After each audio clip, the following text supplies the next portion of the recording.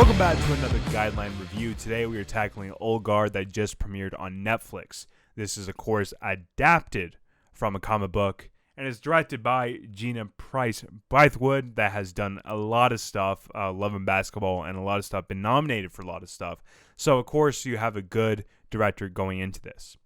But we also have the writer of the graphic novel that was adapted from, Greg Ruck, also written the script. Greg Ruck has never really wrote a story besides stuff based on comic books. He's even wrote video game scripts. So that's kind of where this falls short for me. So this movie is kind of a trash bag to me. When you talk about action, when everyone brings up action as mindless fun. Mindless fun is one of the things that always comes up when you're talking about action movies nowadays. And I don't think that's right. Because when you're really watching an action movie, you're like, that move's brilliant. How did they do that? I like this character. I want him to win. That's not mindless stuff. That is stuff that you need to convey in your movie, which is through the script. And of course, this was adapted from a comic book, which the person that wrote the comic book is writing it. So, of course, he wanted to do what the hell he wanted. So he did. And yeah, the action was okay. Didn't need to have a rated R rating for what they did in the movie? No. When you really look at what the stuff they could have done and didn't do when they had a rated R, was really unsatisfying to me. It fell short on all accounts when you had a cool premise that we've kind of seen done before, and it just falls completely short on that, and you have a rated R rating, which if you look at other current rated R action franchises, they knock it out of the park. Even movies like Mission Impossible, PG-13, did incredible stuff in the action genre, even though it's completely different stories. I will give you that, but also it fell short on every single action scene. I saw a review from Chris Stuckman saying they had stupid ways of showing how they can regenerate their body limbs and stuff, and he says, why not cut off your hand and stuff? And I agree with that. You have a rated R rating, why did you not do that? And everything felt awkward in the movie as well. Like, each and every character I did not care about whatsoever. The two people that I really cared about and actually like felt something for is the two lovers. I forgot the characters' names, but the two guys where they've been around and they found each other from different places, which is cool. The lore is cool, no doubt about it.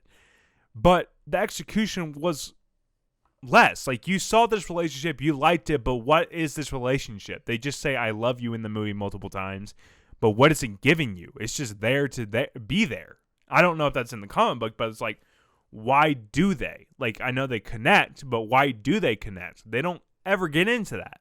And yeah, you're like, show that in the other movie. No, this is the first movie. You're supposed to establish all this stuff so you can build on it later. Then you have like the kind of rebel guy, and he turns and twists, but I don't understand why he twists and turn when, yeah, he's a sad dude throughout the whole movie, but the reason he makes those choices are barely any talked about whatsoever, and it just happens. I'm like, what? Like, what's happening? I really did care about the new character that was coming in, Kiki Laine. She was great in the movie. She was good, and she did everything well. Like, she was discovering everything well. I cared for her character. I liked how she was a nice person and she didn't like to do these things. I got it. I get it. It could get kind of annoying, but it was like the only thing I could really grab onto. Also, I found myself really struggling getting through the very beginning of this movie. I was like, wait, I hovered over it to see how much time left. I was only 7 minutes in. I was like, might not have a problem. But I was like, no, Wiley, we're not even halfway in the movie. Give it a chance. And I did. I'm like, what? It got worse. It got worse for me. And one thing I have to mention, and another famous movie reviewer, Chris Stuckman, he mentioned this, but I thought this before he even said it. But I didn't really look into it until he said something about it, and it made me want to look into it a little bit more. And that is, of course, the music supervisor. The job I want the most in the Hollywood business, and that's what I'm striving to be, is the music supervisor. Because music and movies are my favorite thing in the world.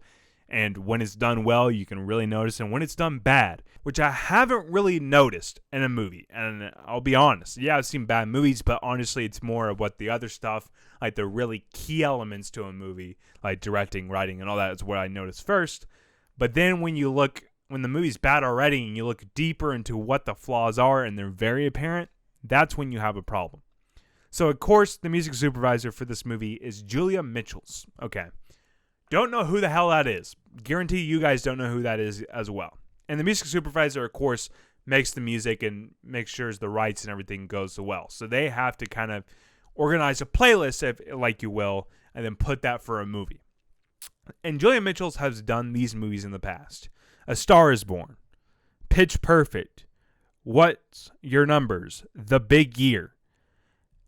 All these movies that are singing movies, romantic comedies, when this is an action, and every single song in this movie does not fit whatsoever with the movie. It's so bad, and I've never seen it done this bad in my entire life. I am not going to blame Julia, because when they hired her for this movie, they know what she did in her past.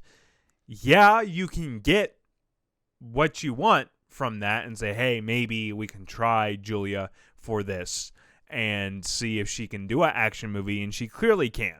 She clearly can't. But again, she's also been in the business for years and has done so many movies in the past, most recently Charlie's Angels. So I don't know how that music supervisor was, but it maybe fit better for that movie. But it just did not fit well for this movie. And it really put you out of the movie. Even putting a full song during a full action sequence that does not seem like it fits there. Another big flaw for this movie, for me, was the action and how it was shot. It felt like a Jason Bourne movie. And Jason Bourne does it well. But it feels like the early 2000s, like a movie like Quantum of Solace. And how you can't even watch the action in that movie. Yes, a lot of people are coming around Quantum of Solace that are Bond fans. Personally, I'm not one of those Bond fans that really enjoys that movie. I am a Bond fan, but I don't enjoy that movie. I find it unwatchable. And it falls short on so many accounts, that movie. But the action's where it mainly pinpoints, where it fails and how it's shot, where you can't even tell what's going on. And when you have cool weapons and cool things that these characters have that are unique, and you're not showing them in a way where you can see them, then you have a problem. Of course, I've been ragging on this movie for quite a bit now, but I will have to say, one thing I really did like in this movie was Charlize Theron.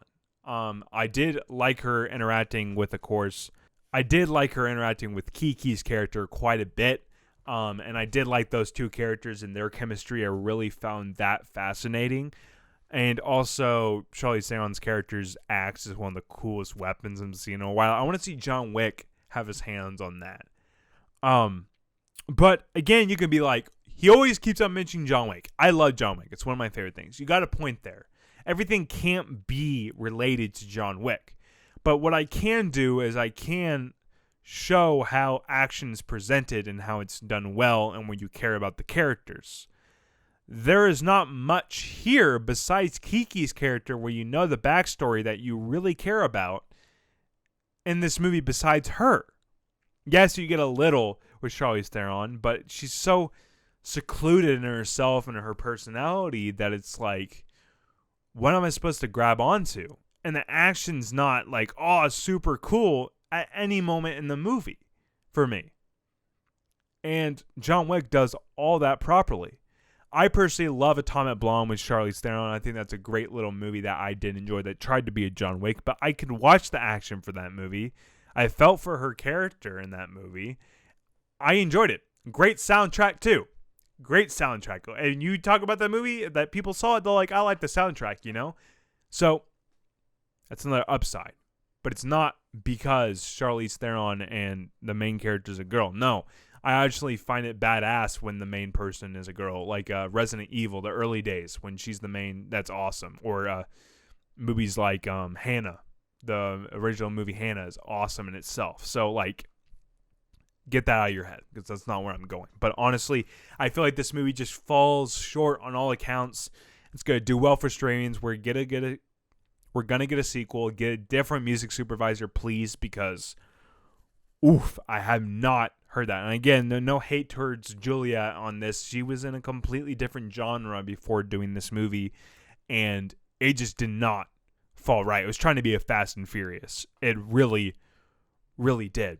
But Fast and Furious could have felt like that when they introduced all these amazing soundtracks, but it became normal now. It feels like it fits in the style. With the craziness in the soundtrack, it fits. And that's why you get songs like Candy Paint from Post Malone showing up on that and blowing up in itself. And now people want to be on Fast and Furious soundtracks. But this, you don't want to be on this soundtrack because it's going to ruin the action, which is a action movie. So if I had to give my score out of the guidelines, of course, it's going to be below the line. If you guys do not really want to waste your time watching a movie, I would definitely not rank. So if you guys want to check this out, do so. I don't know if it will please you quite a bit. I found a lot of people enjoyed it, but it fell short a lot to me. Seeing all this high-class action nowadays, it felt really bad watching bad action, and it's more apparent. So if you guys want to check it out, do it, I guess, but I just did not enjoy it. But yeah. So if you guys want to check out more, go to www.guidelineEntertainment.com to get all the entertainment you need. You can also find me at Wiley K. Todd on all social medias, and I'll see you guys next time. Goodbye.